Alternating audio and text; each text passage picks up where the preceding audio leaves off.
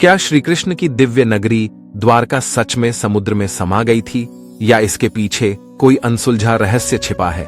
जानने से पहले वीडियो को लाइक, शेयर, कमेंट और चैनल को सब्सक्राइब जरूर करें।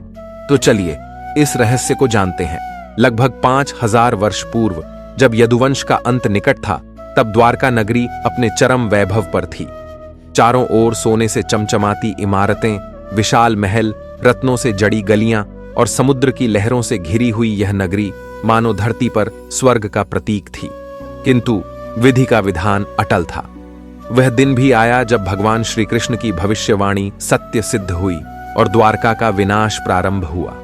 समुद्र की लहरें उग्र होने लगीं, नगरवासियों के हृदयों में भय समा गया और देखते ही देखते वह भव्य नगरी समुद्र के गर्भ में समा गई। यह केवल एक पौराणिक कथा थी या इसके पीछे कोई ऐतिहासिक सत्य भी था?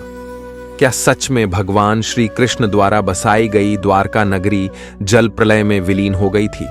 इस प्रश्न ने सहस्राब्दियों से लोगों को जिज्ञासु बनाए रखा। महाभारत के अनुसार मथुरा पर बार बार आक्रमण होते देख भगवान श्री कृष्ण ने यदुवंश की रक्षा के लिए एक नई नगरी बसाने का निश्चय किया। उन्होंने समुद्र देवता से 12 योजन, लगभग 12 योजन की दूरी पर एक नई नगरी बसाने का निश्चय किया। 96 किलोमीटर भूमि मांगी और अपनी योग शक्ति से समुद्र के तट पर एक दिव्य नगरी की स्थापना की। इस नगर को विश्वकर्मा ने निर्मित किया था, जो देवताओं के प्रमुख शिल्पकार थे। 7 विशाल द्वीपों से घिरी हुई इस नगरी में 9 लाख से अधिक भव्य महल थे। नगर की गलियों में सुवर्ण, रजत और बहुमूल्य रत्न जड़े हुए थे। इसे स्वर्ण नगरी के रूप में भी जाना जाता था। इसमें अनेक मंदिर, जलाशय और सुंदर बगीचे थे, जो इसे स्वर्ग के समान बनाते थे। लेकिन विधि के विधान को कौन टाल सकता था?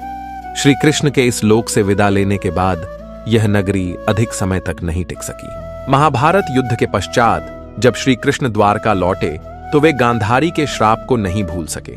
उन्होंने भविष्यवाणी कर दी थी कि यदुवंश का नाश शीघ्र ही होने वाला था। कालांतर में यह श्राप सत्य सिद्ध हुआ। श्री कृष्ण के अपने कुल में ही आपसी कलह और संघर्ष आरंभ हो गया। यदुवंशी मद्यपान के कारण एक दूसरे के शत्रु बन गए। धीरे धीरे वे स्वयं ही एक दूसरे का संहार करने लगे। जब अंतिम यदुवंशी का भी अंत हो गया, तब श्री कृष्ण ने यह स्वीकार कर लिया कि अब उनका कार्य इस लोक में पूर्ण हो चुका है। वे जंगल में ध्यानस्थ होने चले गए। एक दिन जब वे एक पीपल के वृक्ष के नीचे योग मुद्रा में बैठे थे, तब जरा नामक शिकारी ने अनजाने में उनके पैर में तीर मार दिया। श्री कृष्ण ने उसे क्षमा कर दिया और स्वयं योग बल से अपने शरीर का त्याग कर दिया। भगवान श्री कृष्ण के इस लोक से प्रस्थान करने के साथ ही द्वारका के विनाश का समय भी निकट आ गया। जैसे ही श्री कृष्ण ने अपना पार्थिव शरीर त्यागा, समुद्र की लहरों में एक अजीब हलचल होने लगी। ऐसा प्रतीत हो रहा था मानो समुद्र स्वयं द्वारका को अपने गर्भ में समेटने के लिए बेचैन हो रहा हो। नगर में अचानक भूकंप जैसे झटके महसूस होने लगे। समुद्र की लहरें पहले कभी न देखी गई ऊंचाई तक उठने लगीं।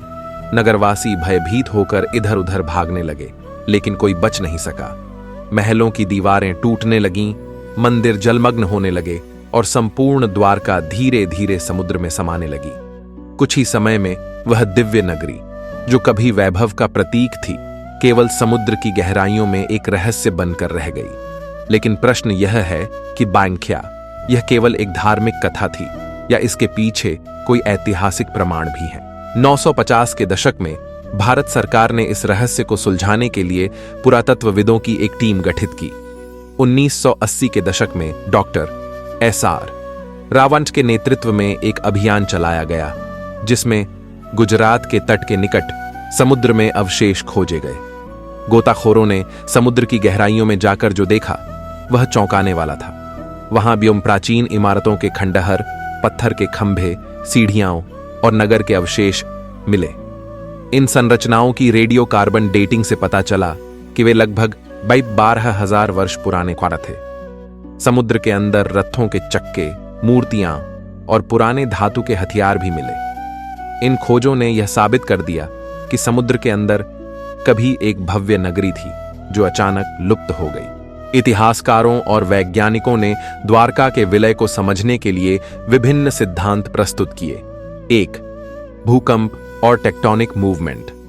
कुछ वैज्ञानिक मानते हैं कि उस समय किसी बड़े भूकंप के कारण द्वारका समुद्र में समा गई थी।